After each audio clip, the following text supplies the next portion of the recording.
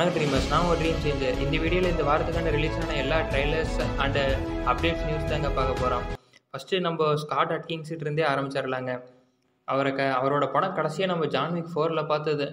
அதுக்கப்புறம் இது வரைக்கும் எந்த படமே நடிக்கல. இப்போ தான் சோலோவாக படம் இந்த வருஷத்தில் ரிலீஸ் பண்ண போகிற 16 ஜான்வரி. அவரோட படம் ஒன் மோர் ஷாட் அப்படிங்கிறக்கான படத்தோட ட்ரைலர் ரிலீஸ் ஆகிருக்குங்க. ட்ரைலர் உண்மையிலேயே பரபரன்னு இருக்குது. ஒரு ஃபாஸ்ட் மூவிங்கே நகருதுங்க ட்ரைலரு.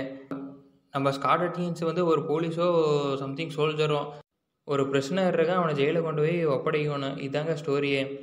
அதுக்கு நடுவில் நம்ம டெரரிஸ்ட் வந்து அந்த பிரிசனரை பிடிச்சி அட்டாக் பண்ணுற மாதிரி நடுவில் வராங்க. அதை இவங்க தடுத்து இவனை சேஃபாக கொண்டு போய் ஜெயிலில் ஒப்படைச்சாங்களா இல்லையா அப்படின்ற மாதிரி தான் ஃபாஸ்ட் ஃபார்வர்டிங்கே அந்த ஸ்டோரியே நகருது. ட்ரெய்லர் ஃபுல்லாகவே ஒரு நல்ல ஆக்ஷன் பேக்காக ப்ளஸ் கன் ஃபைட்டிங்லாம் காமிச்சிருக்கிறாங்க. அதை தொடர்ந்து நல்ல ஆக்ஷன் பேக்காக வேணும்னா நம்ம பேட்லேண்ட் ஹண்டர்ஸ் அப்படிங்கிற ஒரு மூவி ட்ரெய்லர் ரிலீஸ் ஆயிருக்கு. யார் ஹீரோன்னு கேட்டிங்கன்னா நம்ம டான்லி தாங்க. படத்தோட ட்ரெய்லர் எப்படி இருக்குன்னா ட்ரெயின் டு பூசனோட வைப்பு தருது. அப்படியே ரீமேக் எடுத்த மாதிரி தான் இருக்குது. தலைவன் எல்லா படத்துலையும் ஹியூமன்ஸை தான் போட்டு அடிச்சுட்டு இருப்பான். இந்த படத்தில் ஒரு அனிமல்ஸை போட்டு அடிச்சுட்டு இருக்கிறாங்க. ஒரு முதலை வரும், அந்த முதலையை போட்டு அடிச்சுட்டு தம்பி நீ ரொம்ப சுவையாக இருப்பேன்னு நினைக்கிறேன் அப்படின்னு சொல்லி முதலையை சாப்பிட போகிறாங்க. அப்புறம் முதலையை மட்டும் என்ன ஜாம்பி கூட போட்டு பந்தாடிட்டு இருக்கிறாரு. ஜான்வரி 26 ரிலீஸ் ஆகுது. கண்டிப்பாக ஸ்டோரி ஓல்டாக இருந்தாலும் இந்த மாதிரி எத்தனையோ நம்ம ஸ்டோரியை பார்த்தாலும் படம் பார்த்தாலும் நம்ம டான்லிக்காக கண்டிப்பாக பார்க்கலாங்க. ஒன்றுமே ஃபன் அண்டு ஆக்ஷன் த்ரில்லராக இருக்கும். நெக்ஸ்ட்டு 20th செஞ்சுரி ஃபாக்ஸுக்கிட்ட இருந்து தி ஃபர்ஸ்ட் ஓமன் அப்படிங்கிறக்கான ஒரு ஹாரர் மூவி ட்ரெய்லர் ரிலீஸ் ஆகிருக்குங்க. ட்ரெய்லர் எப்படின்னா நம்ம ஹீரோயின் வந்து ஒரு நாடு விட்டு ரோமுக்கு வராங்க. அங்கே இருக்கிற சர்ச்சில் அதாவது ஒரு ஈவில் ஸ்பிரிட்டு ரீஇன்கார்னேஷன் அதாவது மறுஜென்மம் அடையாமல் அதை தடுத்தாங்களா இல்லையா அப்படிங்கிற மாதிரி தான் ட்ரெய்லரில் காமிச்சிருக்கிறாங்க. ட்ரெய்லர் அப்படியே பிளாக் அண்ட் ஒயிட்டில் ரிவர்ஸ் சீனாக அப்படியே ஹாரஃபிக்காக காமிச்சிருக்கிறாங்க. எல்லா சீன்ஸுமே ஒரு ரிவர்ஸ் சீன்ஸாக அப்படியே வச்சு பிளாக் அண்ட் ஒயிட்டில் ஹாரஃபிக்காக காமிச்சிருக்காங்க. ரொம்பவே நல்லா இருக்குங்க. ரொம்ப ஸ்கேரியாக காமிச்சிருக்காங்க. அப்படியே நெட்ஃப்ளிக்ஸுக்கிட்ட வந்தால் ஒரு சின்ன கேம் அப்டேட் தாங்க. அதாவது மணி ஹெஸ்ட்டுக்கு உண்டான கேம் அப்டேட் தான். மணி ஹெஸ்ட் கேம் அல்டிமேட் சாய்ஸ் அப்படின்னு சொல்லிட்டு நெட்ஃப்ளிக்ஸ் தரப்பிலிருந்து ரிலீஸ் பண்ணியிருக்கிறாங்க. பரவாயில்ல, நெட்ஃப்ளிக்ஸ் இந்த மாதிரி வெப் சீரீஸ்லேருந்தெல்லாம் கேம்லாம் ரிலீஸ் பண்ணுறாங்க. இப்போ வர நெட்ஃப்ளிக்ஸ் எல்லா இதுலேயுமே போட ஆரம்பிச்சிட்டானுங்க. அப்படியே WB கிட்ட வந்தோம்னா மைண்ட் கிராஃப்ட் வீடியோ கேம் பேஸ்டான லைவ் ஆக்ஷன் மூவி எடுக்கிறாங்க. அதுக்கு ஏற்கனவே ஜேசன் மாவோ கேஸ்ட் பண்ணியிருந்தாங்க. இப்போது அதை தொடர்ந்து ஸ்டீவுங்கிற மெயின் கேரக்டருக்கு நம்ம ஜாக் பிளாக்கையும் கேஸ்ட் பண்ணியிருக்கிறாங்க. அதாங்க குன்பு பேண்டாக்கு போக்கு வாய்ஸ் ஓவர் கொடுத்தாருல அவர் தாங்க. அவர் ஒரு நல்ல ஆக்டர், கண்டிப்பாக சூட் ஆவார்னு நினைக்கிறேன் ஸ்டீவுக்கு. பார்க்கலாம் இந்த லைவ் ஆக்ஷன் எப்படி இருக்குன்னு. அதே மாதிரி DC CEO பீட்டர் சாஃப்ரானோட ஒய்ஃப் நெட்டாலியா சாஃப்ரான் கிட்ட ஃபேன் ஒருத்தர் ஜேசன் மாமோவை லோபோவை எதிர்பார்க்கலாமா அப்படிங்கிற மாதிரி கேட்டதுக்கு அவங்களும் நீங்கள் ஃப்யூச்சரில் ஜேசன் மாமா லோபோவை எதிர்பார்க்கலாம் அப்படிங்கிற மாதிரி சொல்லியிருக்கிறாங்க. இதுக்கு ஜேசன் மாமா ஒத்துக்குவாரா இல்லையா லோபோவை நடிக்கிறதுக்கு, அவருக்கு இன்ட்ரெஸ்ட் இருக்கான்னு தெரியணுமில்ல.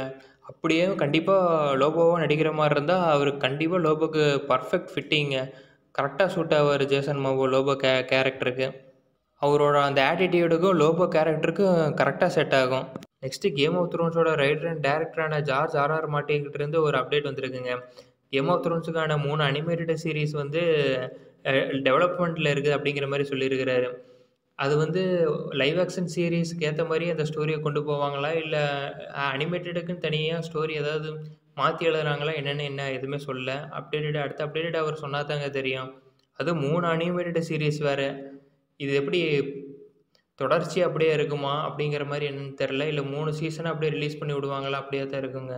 அவர்கிட்ட இருந்து அடுத்த அப்டேட் வர வரைக்கும் வெயிட் பண்ணுவோம். நெக்ஸ்ட்டு அப்படியே டிஸ்னி சைடு போனோம்னா மிக்கி மவுஸ் ஸ்டீம்வோட் வில்லி அப்படிங்கிற ஒரு அனிமேஷன் இருக்கும். அந்த மிக்கி மவுஸோட அனிமேஷன் டிசைன் வந்து இப்போ பப்ளிக் டொமைனுக்கு வந்திருக்குங்க. அதை வச்சு இப்போ நிறைய கம்பெனி வந்து படமாக விட்டு கேமாக விட்டு நிறைய ரிலீஸ் பண்ண ஆரம்பிச்சிட்டானுங்க. மிக்கி மவுஸ் ட்ராப் அப்படின்னு சொல்லி ஒரு ஹாரர் ஃபிலிம் ட்ரெய்லர் கூட வந்திருக்கு. சின்ன வயசில் நம்ம மிக்கி மவுஸை காமெடியாக பார்த்த நம்ம இப்போ மிக்கி மவுஸை வச்சு சீரியல் கில்லர் படம்லாம் எடுத்து நம்ம மிக்கி மவுஸை சீரியல் கில்லர் ஆக்கிட்டாங்க. இதே மாதிரி டாம் அண்ட் ஜெர்ரி பப்ளிக் டொமைனுக்கு வந்தால் அவங்கள என்ன பாடுபடுத்துவாங்களோ யாருக்கண்டா. ஒருவேளை டாம் அண்ட் ஜெர்ரி பப்ளிக் டொமைனுக்கு வருமா என்ன? அப்படி வந்தால் நீங்கள் என்ன நினைக்கிறீங்கன்னு கீழே கமெண்ட் பண்ணுங்கள். நெட்ஃப்ளிக்ஸில் டேர்டெவிலுக்கான வெப் சீரிஸ் போய்ட்டு இருந்தது இல்லைங்க. அது வந்து MCயோட கேனன், அதாவது MCயோட சேக்ரெட் டைம்லைனில் வரும் அப்படிங்கிற மாதிரி நம்ம one of the Marvel executive ப்ரொடியூசரான பிராட் விண்டர்பர்ன் சொல்லியிருக்கிறாரு. இவரை சொல்கிறத வச்சு பார்த்தா நம்ம டேர் டெவில அவெஞ்சர் எண்ட் கேமில் தேனோஸ் இழுத்து கேப்டன் அமெரிக்காவோட சண்டைக்கு வந்துருப்பாரோ. எதுக்கும் அந்த ஃபைட் சீனை மறுபடியும் திருப்பி எடுத்து போட்டு ரீகேப் பண்ணி அவர் எங்காவது இருக்காரான்னு தேடி பார்த்தா தெரியுங்க. அதே மாதிரி அவர் இன்னொன்னே சொல்லியிருக்கிறாங்க, கிங் பின் வந்து எப்படி யூனிவர்ஸுக்கே நம்ம அவெஞ்சர்ஸ்க்கே ஒரு பெரிய வில்லனாக தேனோஸ் இருந்தாரோ, அதே மாதிரி இந்த எர்த்தில் ஒரு கேங்ஸ்டர் உலகத்துக்கே கிங் பின் தான் ஒரு தேனோஸ் மாதிரி ஒரு ஆள் அப்படிங்கிற மாதிரி சொல்லியிருக்கிறாரு. உண்மையிலேயே பார்க்கவே ஜெய்ஜாண்டிக்கா ஆள் தான் பார்க்க அப்படி லவ்வில் டீசென்ட்டு ஃபைட்டில் இன்டீசென்ட்டுங்கிற மாதிரி போட்டு யாரை பார்த்தாலும் ஸ்பைடர்மேன் ஆகட்டும் டேர் டெவில் ஆகட்டும் தூக்கி போட்டு அடிப்பாருங்க. அது மட்டும் இல்லாமல் அவருக்கு நிறைய ஃபைட்டிங் ஸ்கில்ஸு பாக்ஸிங் இதில் எல்லாமே கற்று வச்சுருப்பார். ஒரு அண்டர் கிரவுண்டு மாஃபியாக்கே ஹெட்டுங்க. மொத்த மாஃபியா கேங்குமே இவர் கண்ட்ரோலில் தான் இருக்கும். அந்தளவுக்கு இவர் ஒரு பெரிய கேங்ஸ்டராக காமிச்சிருப்பாங்க. இவரை கண்டிப்பாக நல்லா யூஸ் பண்ணால் ஒரு தேனோஸ் லெவலுக்கு ஒரு நல்ல வில்லனை இவரை காமிக்கலாங்க. பார்க்கலாம் இந்த எக்கோ சீரீஸில் இவர் எப்படி நல்லா யூஸ் பண்ண போகிறாங்க அப்படிங்கிறத. எக்கோ சீரீஸில் நம்ம டேர் டெவில் வந்து அப்பியர் ஆக போகிறாருன்னு கண்டிப்பாக எல்லாத்துக்குமே தெரிஞ்சிருக்கும். அதில் ஃபஸ்ட் எபிசோட்லேயே அவர் வந்து டேர் டெவில் அப்பியர் ஆவாருங்க. அதில் ஒரு லாங் ஒன் ஷாட் சீன்ஸ் வந்து வச்சுருக்கிறாங்க. நம்ம மாயா லூப்ஸுக்கும் டேர் டெவிலுக்கும் ஒரு 2 பேர்த்துக்கு உண்டான ஒரு லாங் ஒன் ஷாட் சீன் வைக்கப்பட்டிருக்கு. ஸோ எபிசோடு ரிலீஸ் பண்ணால் தெரியுங்க அந்த சீன் எப்படி இருக்குது. அதே மாதிரி எக்கோ சீரீஸுக்கான உண்டான ஒரு ட்ரெய்லர் ரிலீஸ் பண்ணியிருக்கிறாங்க. அதுக்கு சாக்டோ அப்படின்ற ஒரு ட்ரைபல் பழங்குடியினரோட கல்ச்சரை வந்து வெளிக்கொண்டு வந்திருக்கிறாங்க. உண்மையிலேயே வாழ்ந்துட்டு இருக்கிற ஒரு பழங்குடியின மக்களோட கல்ச்சரை வந்து வெளிக்கொண்டு வந்திருக்கிறாங்க அந்த எக்கோ சீரீஸில். மார்வல்கிட்ட பிடிச்சதே இதுதாங்க, நிறைய கல்ச்சர்ஸ் எல்லாத்தையும் காமிச்சு எல்லா சைட்லேருந்து ஃபேன்ஸை அவங்களுக்கும் சொந்தமாக க்ரியேட் பண்ணி ஒரு ட்ரிபியூட் மாதிரியோ அல்லாவது ஒரு விஷயம் தெரியாமல் இருக்கும்போதோ அதை படத்து மூலமாக அதை தெரிய வச்சு வெளி உலகத்துக்கு கொண்டு வருவாங்க. நெக்ஸ்ட்டு டேர் டெவில் பான் அகைன் சீரிஸ் இருக்குது இல்லைங்க, அதுக்கு வந்து மெயின் வில்லனா மியூஸுங்கிற அப்படின்னு ஒரு கேரக்டர் தான் வரப்போகிறோம் அப்படிங்கிற மாதிரி ஒரு ரூமர் ஸ்ப்ரெட் ஆகிட்டு இருக்கு. மியூஸ் அப்படிங்கிறவன் யாருன்னு கேட்டிங்கன்னா ஒரு டேர் டெவிலோட ஒன் ஆஃப் த வில்லன் தாங்க, ஒரு சீரியல் கில்லர் வில்லன். அவன் என்ன பண்ணுவான்னா கொல்றவங்களை எல்லாத்தையும் ஒரு ஆர்ட் ஒர்க் மாதிரியே ஒரு கிட்டத்தட்ட பேட்மேனில் ரெட்லர் எப்படியோ அதே மாதிரி தான் இங்கே மியூஸ் அப்படிங்கிறவன். நம்ம டேர் டெவில் வந்து அந்த ஆர்ட் ஒர்க்கை வச்சு அந்த மியூஸை பிடிக்கிற மாதிரி ஸ்டோரி அமைக்கலாம். ஒரு க்ரைம் டிடெக்டிவ் ப்ளஸ் த்ரில்லராக இந்த சீரீஸ் அமையலாங்க. நெக்ஸ்ட்டு தண்டர்போல்ட்டுக்கான ப்ராஜெக்டில் ஸ்டீவன் யூங்கிற ஒரு ஆக்டர் வந்து சென்ட்ரியை நடிக்க வேண்டியது. பட்டு அவர் அந்த ப்ராஜெக்டிலேருந்து தூக்கிட்டாங்க. பட் அவரும் கண்டிப்பாக நான் இதிலிருந்து நான் போனாலும் வேறு ஏதாவது எம்சியூ ப்ராஜெக்டில் நான் நடிக்க தயாராக இருக்கிறேன், எனக்கு எம்சியூ ப்ராஜெக்டில் கண்டிப்பாக ஒர்க் பண்ணணுங்கிற ரொம்ப ஆசையாக இருக்குது அப்படிங்கிற மாதிரி அவர் கருத்தையை தெரிவிச்சிருக்கிறாரு. அதேமாதிரி நம்ம லோக்கி சீரீஸில் நடித்த ஹீக்யூ குவான் அதாங்க நம்ம ஓரபுரஸ் ஓபிங்கிறவர் இருக்கார்ல, ரொம்பவே லிட்டில் சாமா நடிச்சிருப்பார். அவர் கண்டிப்பாக அது பார்த்தவங்க லோக்கி சீரீஸ் பார்த்தவங்களுக்கு லோக்கி எவ்வளோ ஃபேனாக இருப்பீங்களோ அதே மாதிரி கண்டிப்பாக இவரை வெறுக்காத கேரக்டர் நிறைய பேர் இருப்பீங்க. இவர் நம்ம கண்ணுக்கு பார்த்தாலே தெரியும் ரொம்ப நல்லவாண்டா, ரொம்ப லிட்டிச்சாமா நல்லவாண்டா, நீ பொழைச்சிக்கடா அப்படிங்கிற மாதிரி தான் இருப்பாருங்க. இவர் கேரக்டரே ஒரு க்யூட் அண்ட் சாமிங்காக இருக்கும், வந்தாலே ஒரு ஹாப்பியாக இருக்கும், அந்த மாதிரி இருக்கும். அந்த மாதிரி கேரக்டரை வந்து டிசைனை காமிச்சிருப்பாங்க.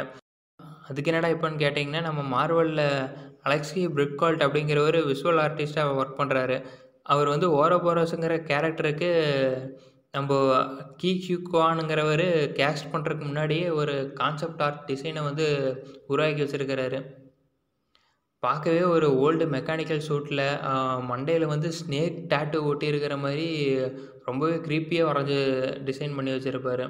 அதுக்கப்புறம் தான் நம்ம கீக்யூக்வான் வந்து ஓரோபோஸ் கேஸ்ட் பண்ணுறதுக்கப்புறம் அந்த டிசைனே அதுக்கப்புறம் விட்டுட்டாருங்க. பட் அதை விட இவரோட கேஸ்டிங் தான் பர்ஃபெக்டாக எனக்கு என்னமோ அந்த கேரக்டர் சூட் ஆன மாதிரி இருக்குது.